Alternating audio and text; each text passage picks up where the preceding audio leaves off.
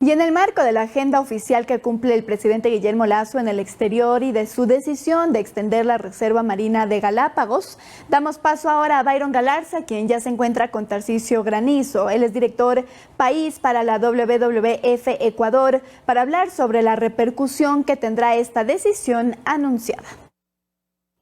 Gracias, André. Efectivamente, con las repercusiones que ha tenido esta decisión del gobierno ecuatoriano de incluir o incrementar a 60.000 kilómetros cuadrados la Reserva Marina de Galápagos, siempre y cuando evidentemente las potencias colaboren para que Ecuador pueda tener los recursos y los fondos necesarios. Ha dicho que podría haber, por ejemplo, un canje de deuda de casi $1.000 millones. Sin embargo, es una propuesta revolucionaria y vamos, que no la teníamos en el tapete. Para hablar de del impacto que puede tener esto, primero en el ambiente y segundo, cómo internacionalmente lo ven a Ecuador. Con nosotros a esta hora de la noche en el telediario, Tarcisio Granizo, ex ministro del Ambiente. Don Tarcisio, gracias por acompañarnos, bienvenido. Muy buenas noches, muchas gracias por la entrevista, un gusto. ¿Qué repercusiones implica para el Ecuador y para el mundo, evidentemente, que incrementemos esa Reserva Marina de Galápagos?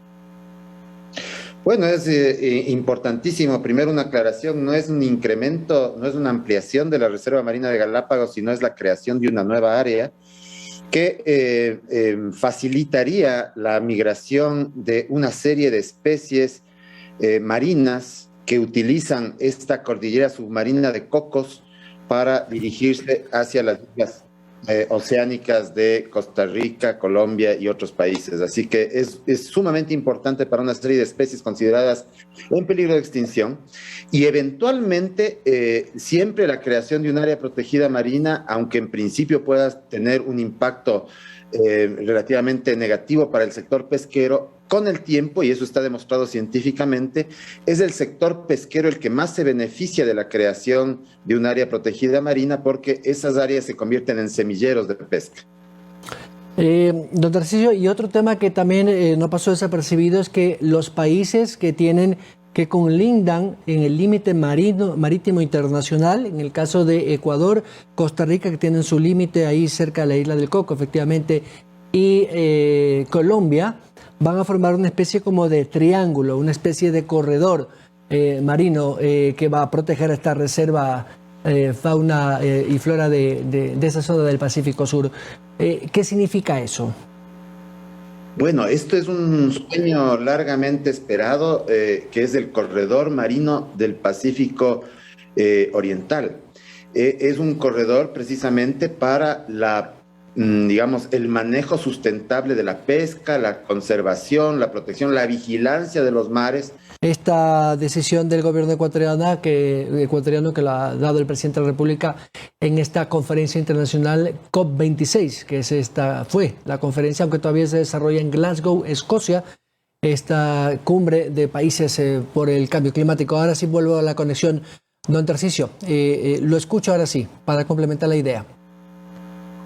Le decía que es otra noticia muy importante en esta cumbre ha sido la declaración de los cuatro presidentes de los países de Ecuador, Colombia, Panamá y Costa Rica, que han oficializado algo que se venía ya trabajando desde hace varios años, que es este corredor marino del Pacífico Oriental, que es bueno no solamente para temas de especies en peligro de extinción y pesca, sino también como una medida para vigilar mejor las aguas territoriales de los cuatro países. El corredor marino del Pacífico Oriental es un largo sueño que se hace realidad. Esperamos ahora con esta declaración que ojalá se convierta en una reserva de la biosfera.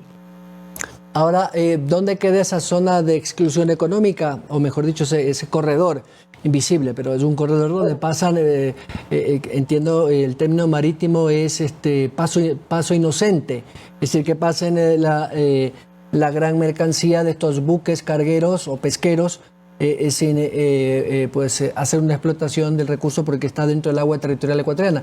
Ya no va a existir ese corredor, tendrán que darse la vuelta por el lado occidental del archipiélago. Bueno, dependerá de cómo se organice el plan de manejo de esta reserva. Yo asumo que, como toda reserva de la biosfera, si es que se convierte en reserva de la biosfera, toda reserva de la biosfera tiene lo que se llama una zonificación. Es decir, zonas en donde no se puede extraer pesca, zonas en donde se puede hacer una pesca sostenible, zonas de paso de barcos, y es cuestión de acordar entre los sectores y entre los actores productivos y entre los sectores que tienen que ver con este tema, cómo se llegaría a esa zonificación que permitiría una serie de actividades también económicas, pero de manera sostenible. Doctor, no he escuchado mayormente una respuesta negativa del sector pesquero, sobre todo el gran pesquero industrial, tampoco del pesquero artesanal, de los gremios me refiero. Efectivamente no va a haber un mayor impacto. ¿Creen ustedes que ellos son más conscientes de que hay que mantener el ecosistema marino? Yo asumo que la creación de esta nueva área marina protegida fue el resultado de una serie de negociaciones que se llevaron a cabo a través del Ministerio del Ambiente entre el sector ambiental, digamos, y el sector productivo pesquero, tanto industrial como artesanal.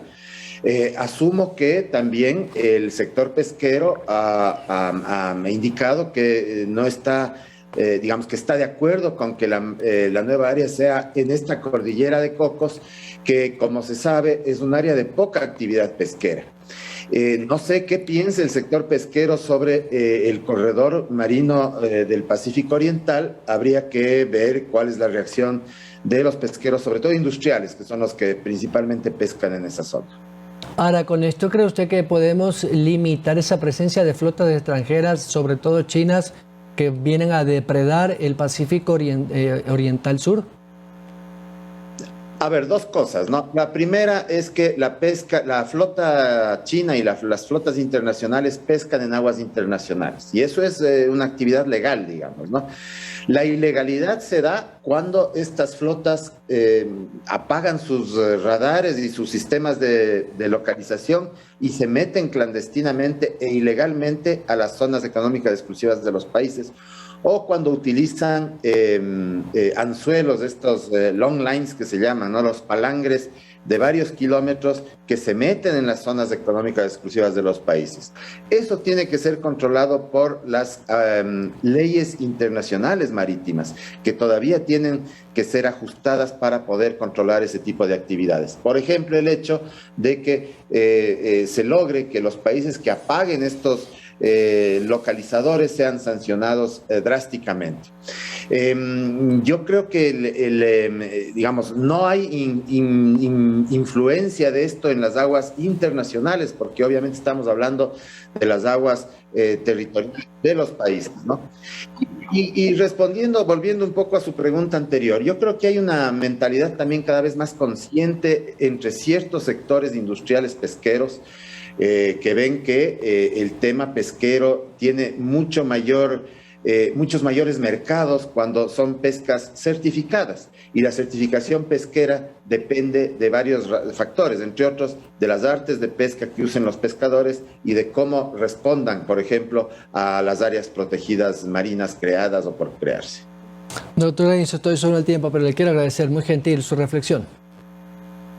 Muchas gracias por la invitación.